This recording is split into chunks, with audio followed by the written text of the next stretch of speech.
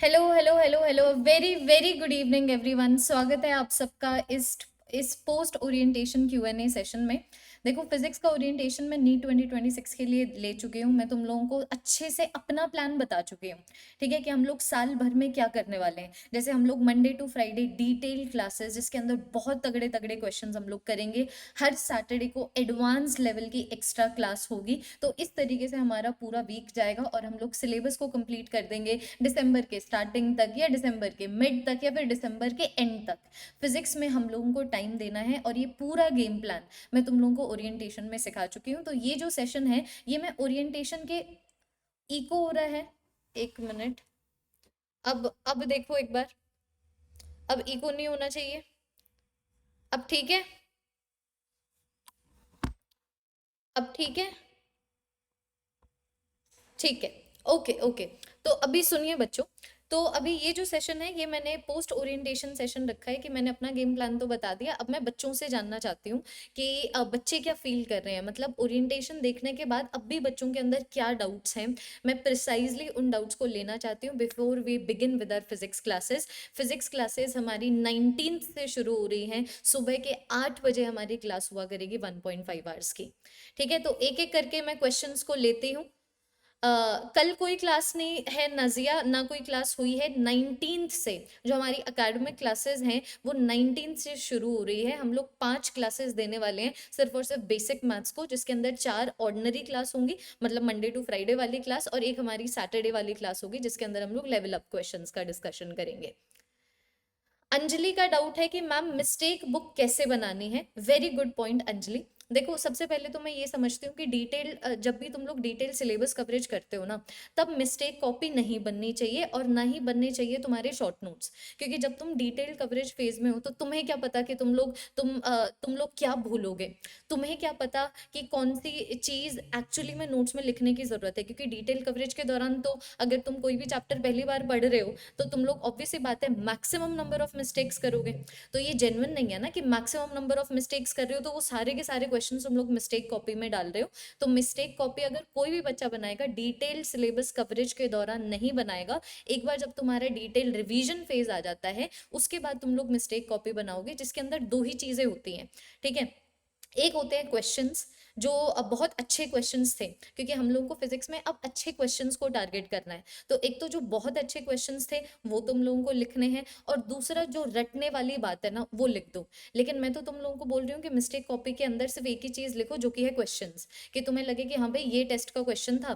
क्योंकि देखो, कुछ क्वेश्चन तो हम लोग क्लास में कर रहे हैं। अब क्लास वाले क्वेश्चंस को तुम लोगों को मिस्टेक कॉपी में डालने की जरूरत नहीं है। जो तुम्हारी डीपीपी के क्वेश्चंस हैं उनमें से क्वेश्चंस उठा सकते हो तुम लोग डिटेल रिवीजन के दौरान, कि हाँ भाई ये वाले क्वेश्चन में ऐसा नहीं है सारे के सारे क्वेश्चंस जो तुमसे नहीं सॉल्व हो रहे मिस्टेक कॉपी में लिखने हैं। बस कुछ क्वेश्चंस तुम्हें देख के पता लग जाएगा कि हाँ भाई ये वाले क्वेश्चन में ना दो तीन चीजें थी, तो ये मिस्टेक कॉपी में मैं डाल देती हूँ। वैसे जब तुम लोग टेस्ट एनालिसिस करो, अगर किसी बच्चे को अभी से मिस्टेक कॉपी बनानी है, तो जब तुम लोग टेस्ट एनालिसिस करोगे तो कुछ ऐसे क्वेश्चन, अतरंगे क्वेश्चन निकलेंगे। वो अतरंगे क्वेश्चन तुम लोग को मिस्टेक कॉपी में डालने हैं। बाकी स्टिकी नोट्स का इस्तेमाल करिए उन सारी थियोरटिकल चीज़ों के लिए जो मे बी तुम लोग भूल रहे हो। क्योंकि आई नो बहुत सारी चीज़ें रटने वाली भी होती है, फिजिक्स में भी होती है, केमिस्ट्री में भी होती है, बायो में भी होती है। कुछ फॉर्मूला हो सकते हैं, टर्म्स हो सकते हैं, उनके लिए स्टिकी नोट्स का इस्तेमाल कीजिए। ठीक है। सेकंड क्वेश्चन, आयुष का क्वेश्चन है, जो मुझसे ये पूछ रहा है कि एनसीईआरटी कैसे करनी है दी। तो देखो, मैं अब इसीलिए मैंने बोला था ओरिएंटेशन सेशन देख के आना।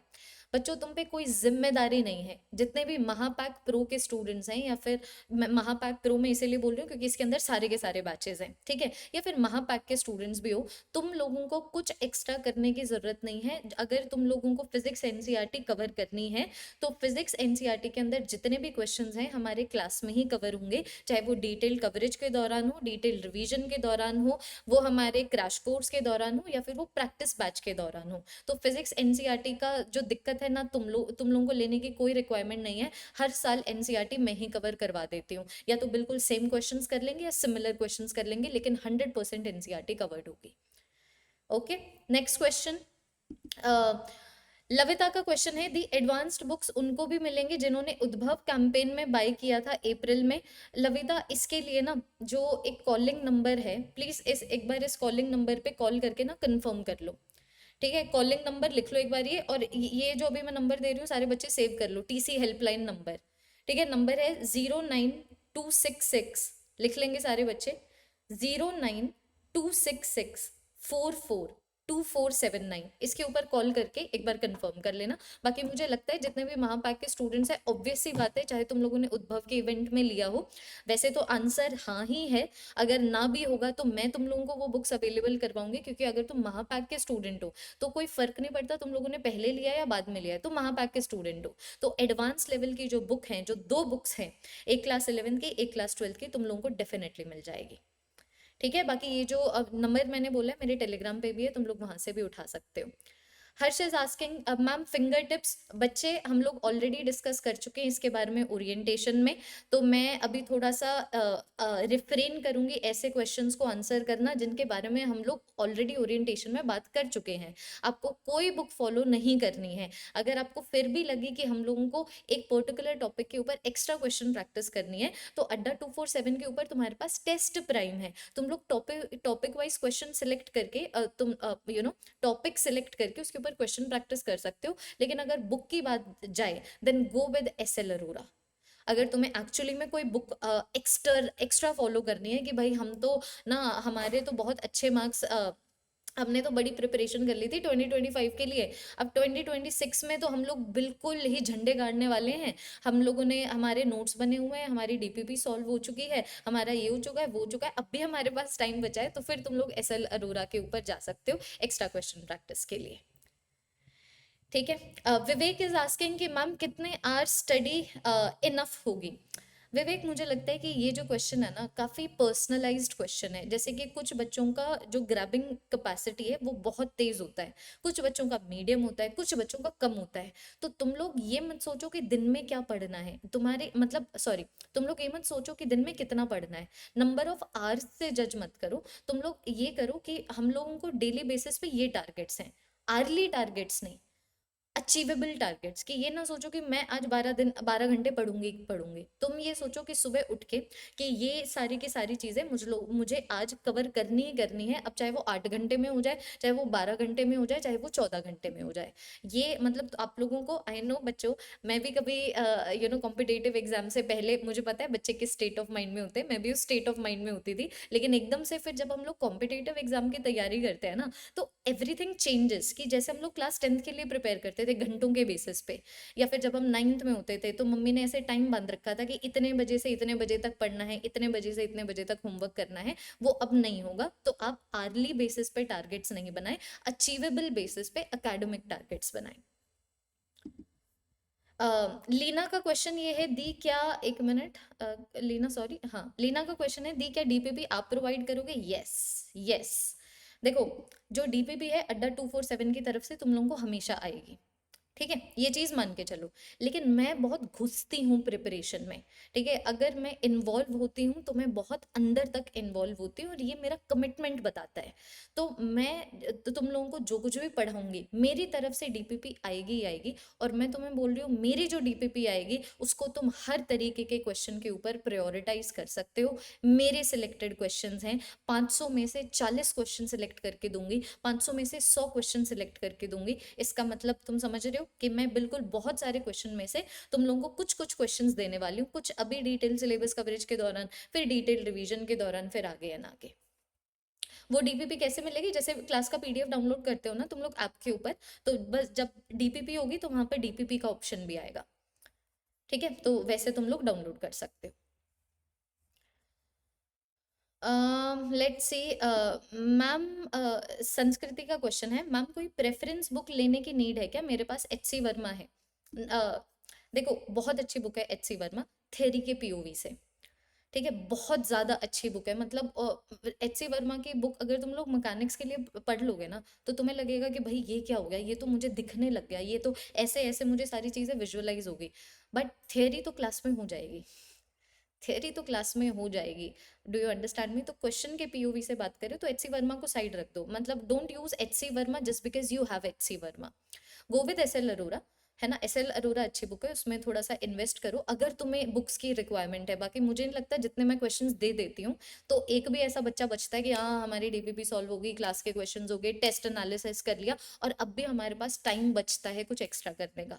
इतना तो मैं ध्यान रखती हूँ कि बच्चों को मैं ओवरलोड कर दूं क्वेश्चंस के साथ। अब नेक्स्ट क्वेश्चन में टेस्ट एनालिसिस पे लेना चाहूंगी, क्योंकि बहुत सारे चूजे टेस्ट एनालिसिस के बारे में पूछ रहे हैं कि टेस्ट एनालिसिस कैसे करनी होती है। देखो बच्चों, बड़ा सिंपल है। वैसे जब टेस्ट एनालिसिस बोलते हैं ऐसे नहीं लगता कि कुछ डिकोड करने वाले हैं, है ना, कोई बहुत ही ज़्यादा हाईली टेक्निकल सी चीज़ होगी, but it's very simple. Test analysis का मतलब होता है, टेस्ट का मतलब समझो। टेस्ट का मतलब ये है कि तुम लोगों को ये पता लग रहा है कि आती हुई भी कौन सी चीजें गलत हो रही है, या फिर कौन सी चीजें हैं जो लगता है नोट्स को देख के कि आ गई हैं, लेकिन एक्चुअली में उनको अप्लाई करना नहीं आया है। टेस्ट एनालिसिस सिर्फ ये जानना होता है कि ओके मुझे ये चीज आ गई थी, ठीक है, मुझे ये चीज आ गई थी लेकिन मैंने गलती कर दी। तो बस अब तुम्हें उसको कहीं पे भी लिखने की जरूरत नहीं है, बस जान लो। अगर थियोरटिकल है, कंसेप्चुअल है, तो जान लो। इतने सारे टेस्ट देने हैं तुम लोगों ने नीट 2026 के, इससे पहले कि सेम तरीके की गलती अगर तुम लोग 2 बार भी कर चुके हो, 2 बार सेम गलती करोगे दिमाग में बैठ जाएगी, ठीक है।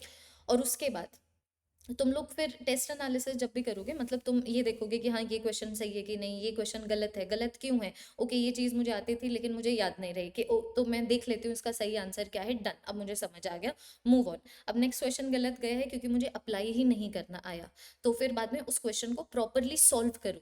एनालिसिस में सॉल्विंग जरूर होनी चाहिए। एनालिसिस में जितने भी क्वेश्चन तुम्हारे गलत गए हैं वो हाथों से स्क्रिबल होने चाहिए। सिर्फ ऐसे नहीं कि सोल्यूशन देख लिया और कि ओ इस तरीके से सॉल्व करना है, नहीं।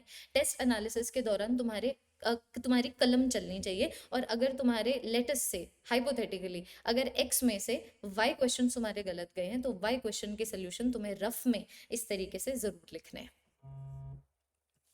ओके, नेक्स्ट क्वेश्चन दीपक का क्वेश्चन है, मैम नोट्स लेक्चर के साथ बनाने हैं क्या? दीपक, अगेन इसके बारे में हम लोग ओरिएंटेशन में भी बात कर चुके हैं। तुम्हारी मर्जी है, तुम नोट्स को क्लास के दौरान बनाना चाहते हो या क्लास के बाद बनाना चाहते हो। अगर तुम पहले भी मेरे स्टूडेंट थे तो तुम्हें क्लास नोट्स बनाने की ज़रूरत नहीं है, बस क्योंकि क्लास नोट्स में हमारे क्या होता था, एक तो थियरी होती थी, थियरी से बाहर कहीं आया नहीं, ठीक है, और क्वेश्चंस होते थे। लेकिन अब की बार हम लोग को क्वेश्चन में ही तो करना है ना, हम लोग को क्वेश्चन ही तो ज्यादा सीखने हैं। तुम लोग को कंसेप्ट ज्यादा थोड़ी सीखने हैं, तुम लोग को थियरी थोड़ी ज्यादा सीखनी है। बस जो थियरी हम लोगों ने 2025 के लिए भी की थी, उस थियरी की एप्लीकेशन सीखना है, तो उसके लिए तुम लोग एक एक्स्ट्रा बुक बनाओगे।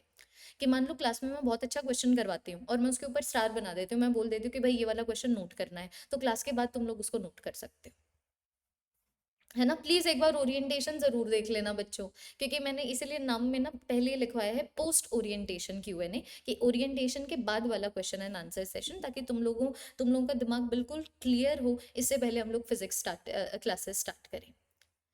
चांदनी का बहुत अच्छा क्वेश्चन है कि मैम टेस्ट के डाउट्स कैसे क्लियर होंगे। तो यहाँ पर चांदनी, एक चीज़ है कि हर टेस्ट के बाद ना तुम लोगों को टेस्ट के जो रिटन सोल्यूशंस है वो तो तभी मिल जाएंगे, लेकिन जो वीडियो सोल्यूशंस है वो भी तुम लोगों को ऐप के ऊपर प्रोवाइड करवाए जाएंगे। और दूसरी चीज़ जो मैं अब की बार इस साल नहीं करने वाली हूँ वो ये है कि जैसे तुम्हारा टेस्ट होगा ना, जैसे तुम्हारा टेस्ट होगा तो उसके अंदर से मुझे अगर जो जो अच्छे अच्छे क्वेश्चंस लगेंगे ना, जैसे कुछ क्वेश्चंस के सोल्यूशन तुम लोग गूगल भी कर लो या फिर रिटन सोल्यूशन भी देख लो, पता लग जाता है। It is about the question जिसके अंदर 2 स्टेप्स हैं, या फिर कुछ क्वेश्चन जिनके अंदर 3 स्टेप्स हैं, तो वो तुम लोग चाहोगे कि यार दी हम लोगों ने वीडियो सोल्यूशन तो देख लिए लेकिन वो किसी और टीचर के हैं, आप अपने मेथड से बताइए कि आपका जो टीसी मेथड है, सिंप्लीफाइड मेथड है, उससे क्वेश्चन किस तरीके से सॉल्व होते हैं, तो वो हम लोग क्लास में डिस्कस कर लेंगे। ठीक है, ये हम लोग करने वाले हैं कि सिलेक्टेड क्वेश्चंस टेस्ट के, जिसके जिसके अंदर 2 स्टेप्स हैं, 3 स्टेप्स हैं, मुझे लगता है कि भाई ये एक बार क्लास में डिस्कस हो जाए, आधा घंटा ही तो एक्स्ट्रा लगेगा। अगर हम लोग गिने चुने क्वेश्चंस करते हैं तो वो आधा घंटा हम लोग डेफिनेटली देने वाले हैं। ओके, ये हो जाएगा बच्चों। Next, Praveen is asking ma'am formula please बता दो कुछ। F = ma, प्रवीण, एक फॉर्मूला हो गया। F = m dv/dt, दूसरा फॉर्मूला हो गया। विस्कस फोर्स = 6 पाई नीटा RV, तीसरा फॉर्मूला हो गया। आज के लिए आप 3 फॉर्मूलाज लेके जाइए, ठीक है, और फिर आप आइए मंडे को, जहाँ पर हम लोग एक्चुअली में फिजिक्स की प्रिपरेशन शुरू कर सकें। बाकी प्रवीण के इस कमेंट से मुझे एक चीज़ याद आई है कि मेरे 2 पेज नोट्स प्लीज़ बच्चों गूगल से ढूंढ के ना, सिर्फ तुम्हें यार सिर्फ लिख दो, 2 पेज नोट से लिख दो, मेरा नाम भी मत लिखो, तुम्हारे पास लिंक्स आ जाएंगे उन नोट्स को डाउनलोड करने के। बाकी जितने भी बच्चे मेरे TC live personal WhatsApp group में हैं, तुम लोगों में टीसी लाइव एडेड बेनिफिट्स का ड्राइव लिंक दे चुकी हूँ, उसके अंदर भी 2 पेज नोट्स हैं। ठीक है, तो उन नोट्स को 2 पेज नोट्स के अंदर सारी, मतलब 2 पेज नोट्स बोले तो फॉर्मूला शीट्स, तो वो तुम लोगों को वहां पर मिल जाएगी।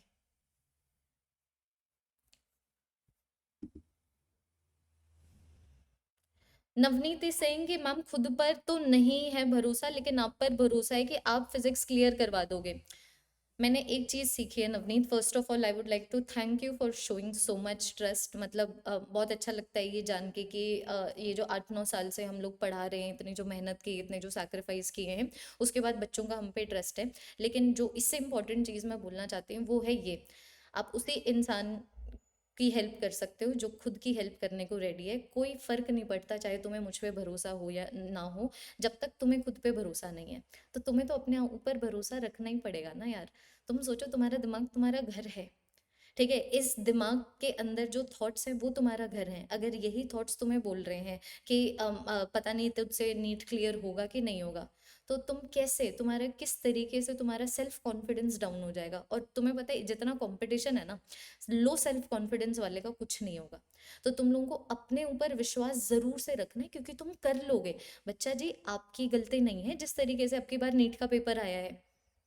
आई नो भुगत तुम भी रहे हो जबकि तुम्हारी गलती नहीं है, भुगते तुम्हारी टीचर्स भी हैं जबकि टीचर्स की गलती भी नहीं है। बट ऐसी अनफेयर चीज़ें लाइफ में हो जाती हैं। लाइफ ऐसी चीज़ों की वजह से रुकती नहीं है, हम लोग आगे ही बढ़ते रहते हैं। तो it is okay, it is okay. अभी हमें पता लग गया ना कि एनडीए कितने एक्सट्रीम लेवल तक जा सकता है, तो हम उस एक्सट्रीम लेवल तक की प्रिपरेशन करेंगे। मुझ पे बिल्कुल 100% भरोसा, 100% भरोसा रखना पड़ेगा। 100% भरोसा मुझ पे और खुद पे रखना पड़ेगा, क्योंकि ये जो प्रिपरेशन है, 1 साल की प्रिपरेशन आसान नहीं होने वाली है। बहुत सारे चिट चाट यहाँ से भी आएंगी, वहां से भी आएंगे, यहाँ से भी आएंगे, यहाँ से भी आएंगी, जो या तो तुम्हारा खुद पे कॉन्फिडेंस लो करवा देगी या फिर तुम्हारा मुझ पे कॉन्फिडेंस लो करवा देगी। क्योंकि जब बच्चों से कुछ बनता नहीं है ना, वो टीचर्स को ब्लेम करने लग जाते हैं। और जो बच्चे मैन्युपुलेट हो जाते हैं, क्योंकि ऐसा पिछले साल भी हुआ था, जो बच्चे मैन्युपुलेट हो जाते हैं ना, वो फिर बाद में लास्ट में आके ये सोचते हैं, ओ यार हमसे क्या हो गया। क्योंकि मैं क्लास में बार बार जानबूझ के बोलती रहती हूँ कि हम लोगों ने उस क्लास में ये किया था, अब वो बच्चे तो उस क्लास में आए नहीं थे। So I need a very strong promise in the comment section. You need to trust me 100% because you are my priority. I don't know whether you know this or not, but my work is my priority. I do not care about anything else as long as it is about all of you. तुम्हारी preparation, तुम्हारी classes, तुम्हें कैसे questions मिल रहे हैं, तुम्हारे test का किस तरीके से एनालिसिस हो रहा है, मैं जो एक्स्ट्रा छोटी छोटी चीज़ें साल भर करती रहती हूँ, तुम मेरी प्रायोरिटी रहोगे। लेकिन आपको भी अपने आप को प्रायोरिटी बनाना है, मुझे मत प्रायोरिटी बनाना। अपने आप को प्रायोरिटी बना लो। बिना सेल्फ कॉन्फिडेंस के और मोटिवेशन के तुम नहीं सस्टेन कर पाओगे। मोटिवेशन भी छोड़ दो, सेल्फ कॉन्फिडेंस के। मोटिवेशन होता है कि हाँ उसने भी तो कर लिया तो मैं भी कर दूंगा। इतना कॉन्फिडेंस रखो कि भाई अगर किसी ने भी आज तक नहीं किया तो मेरे खून में है ये कि मैं कर दूंगी, मेरे खून में है कि मैं ये कर दूंगा। और बस एक प्रूफ की रिक्वायरमेंट होती है इंसान को। सेल्फ कॉन्फिडेंस कभी भी मोटिवेशन से नहीं आता, सेल्फ कॉन्फिडेंस प्रूफ से आता है। अपने आप को प्रूफ दो कि पढ़ो एक दिन 16 घंटे बैठ के, ऐसी चीजें करो, अपने आप को ऐसे बिल्कुल डेफिनेट प्रूफ दो कि हाँ तुम में कुछ बात है। वरना बहुत ऐसे लोग भी होते हैं जो सिर्फ बातों में कॉन्फिडेंस होता है, दिल में कॉन्फिडेंस नहीं होता, दिमाग में कॉन्फिडेंस नहीं होता। वो इंसान नहीं बनना है। अपने आप को प्रूफ दे के चलोगे तो एक्चुअल में सेल्फ कॉन्फिडेंट इंसान बनोगे, वरना सिर्फ बातों में सेल्फ कॉन्फिडेंस होगा, काम में नहीं होगा, रिजल्ट कहीं पे भी नहीं दिखेगा। Okay, next. ओके, स्वाति का क्वेश्चन है, ma'am whenever tests will begin apart from theory and your DPPs, what else do we need to practice? Nothing, Swati, nothing. First step classes, second step DPP, third step test। सिर्फ तुम्हारे ये 3 steps हैं दिसंबर तक, और कोई तुम्हें कुछ एक्स्ट्रा करने की जरूरत नहीं है। इन मैं तुम्हें बता रही हूँ, मैं तो ऐसे बोल रही हूँ कुछ एक्स्ट्रा करने की जरूरत नहीं, जैसे तुम्हारे पास टाइम बच जाएगा, तुम्हारे पास ये 3 तुम कर लोगे ना, तुम यही 3 को फॉलो करने में ना तुम्हारे पसीने छूट जाएंगे। ठीक है, मैं तुम्हें बता रही हूँ। तो सिर्फ अभी इन तीनों के ऊपर फोकस करो कि ये 3 चीजें मुझे कंसिस्टेंटली करनी है। अगर 8 बजे क्लास है तो 8 बजे क्लास है, और मैं एग्जाम्पल सेट करूंगी कंसिस्टेंसी का, परसिस्टेंस का, मैं एग्जाम्पल सेट करूंगी और तुम मुझे देख के सीखोगे, तुम मुझे फॉलो करोगे। फिजिक्स के लिए नहीं, बट किस तरीके से अपने गोल को लेके ओरिएंटेड रहना होता है उसके लिए भी। Okay, Rohit is asking module. देखो मॉड्यूल तो तुम्हारे पास है ही Rohit. Again, it is not about the sources, sources तो बहुत सारे हैं ना, मॉड्यूल भी हो गया। ऐसे तो जो अड्डा 247 के आपके ऊपर जो तुम्हारे 35,000 से ज्यादा क्वेश्चन का क्वेश्चन बैंक है वो हो गया। एस एल अरोरा की बुक हो गई। सोर्सेज तो बहुत हैं, मैं तुम्हें बोल रही हूँ, लेकिन इन तीनों को प्रायोरिटाइज करना है तुम्हें। इन तीनों के बाद अगर तुम ये 3 चीजें कर लोगे तुम्हारे पास टाइम ही नहीं बचेगा। मॉड्यूल अब अभी तुम रखो, मॉड्यूल आगे बहुत ज़्यादा काम आने वाले हैं जब हम लोगों को एक्स्ट्रा क्वेश्चन प्रैक्टिस करने की रिक्वायरमेंट होगी। और मॉड्यूल्स तुम्हारे ऐसे भी काम आ सकते हैं, अगर हम एस एल अरोरा की बुक को साइड में रख दें, कि मान लो तुम्हें कोई टॉपिक लगता है कि भाई ये वाला टॉपिक वीक है, तो पहले मॉड्यूल से कर लो। फिर तुम्हें लगता है फिर भी वीक है और तुम्हारे पास टाइम है, तो एस एल अरोरा से कर लो। बाकी इतना कॉम्प्लेक्स होगा नहीं। मैं तुम्हें बता रही हूँ, एक बार जब हमारी 19th को प्रिपरेशन शुरू होगी ना, तब तुम्हें पता लगेगा okay, this is the process is quite easy, what hard is to keep the process going। तुम ये 3 स्टेप्स कर लोगे ना, अगर तुम ये 3 स्टेप्स कर लोगे भाई, तुम AIR 500 में आ जाओगे, अगर तुम दिसंबर तक ये सिर्फ 3 स्टेप्स फॉलो कर लेते हो। क्योंकि 3 स्टेप्स ही नहीं फॉलो होते हैं, लीव अलोन ये वाली बुक, वो वाली बुक, वो वाला मॉड्यूल। तुम ये सिर्फ 3 स्टेप्स कर लो, class attend, DPP solve, test analysis, the end, the end, इतना कर लो। क्योंकि तुम्हारे पास 2 और सब्जेक्ट्स भी है ना बाबू, आपके पास केमिस्ट्री भी तो है ना, बायोलॉजी भी तो है, फिर वो कैसे करोगे?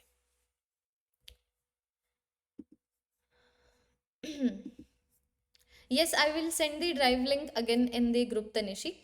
तो दैट इज ऑल एवरीवन, ये छोटा सा सेशन मैं रखना चाहती थी। बहुत सारी आई नो तुम लोगों में अब भी क्वेरीज होंगी, धीरे धीरे जैसे जैसे प्रिपरेशन में आगे बढ़ेंगे वैसे वैसे वो क्वेरीज रिजॉल्व होती जाएंगी। बाकी एक ओरिएंटेशन सेशन में ले चुकी हूँ, एक पोस्ट ओरिएंटेशन सेशन का Q&A ले चुकी हूँ, बेस बिल्ड कर चुकी हूँ कि इस बेस के ऊपर अब हम लोग फाइनली हमारी नीट 2026 की जो इमारत है उसको खड़ी कर पाए।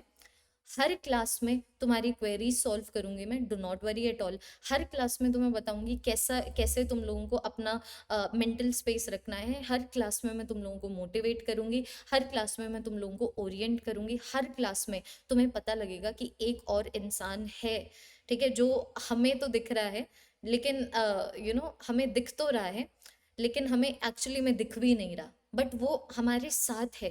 कि अगर हम हमारे पूरे दिन में अगर नीट की प्रिपरेशन के बारे में सोच रहे हैं, तो वो इंसान भी पूरे दिन हमारी ही नीट की प्रिपरेशन के बारे में सोच रहा है। ओके, तो बिल्कुल शांति से, बिल्कुल स्लो, देखो डिटेल कवरेज का प्रोसेस ना बड़ा स्लो सा होता है, तो इसलिए थोड़ा सा बोरिंग भी हो जाएगा। तो बीच में हम लोग ऐसे singing winging sessions, joke sessions, है ना, ऐसे मस्ती वगैरह भी करते रहेंगे जहाँ जहाँ पे बोरिंग होगा। तो थोड़ा सा एंटरटेन होते हुए, थोड़ा सा मोटिवेट होते हुए, थोड़ा सा डेडिकेटेड होते हुए शुरू करते हैं नीट 2026 की प्रिपरेशन बच्चों। हम लोग 19 मई से, बिल्कुल तुम लोगों ने मुझे प्रॉमिस कर दिया है कि तुम लोग 100% मुझ पे ट्रस्ट करके कंसिस्टेंट रहोगे, तो एक भी बच्चा 19 मई वाला सेशन मिस नहीं करेगा। बेसिक मैथ से हम लोग शुरुआत करने वाले हैं, उसमें ग्राफ्स भी हो जाएंगे, आपकी ट्रिगोनोमेट्री भी हो जाएंगी, पावर्स को किस तरीके से डील किया जाता है वो भी हो जाएगा। जितने भी बेसिक मैथ्स है, लॉग हो गया, एंटी लॉग हो गया, कैलकुलस हो गया, सब आपको कंप्लीट करवा दिया जाएगा। आराम से अब चिल करो, आराम से रिलैक्स करो। We have this together and we are going to pull off this together like no one pulled it off before. बदला, ईगो पे बहुत ठेस पहुंच गई है, तो दैट्स इट, बदला। मैं तो लेने वाली हूँ NTA से, लेकिन टाइम पे।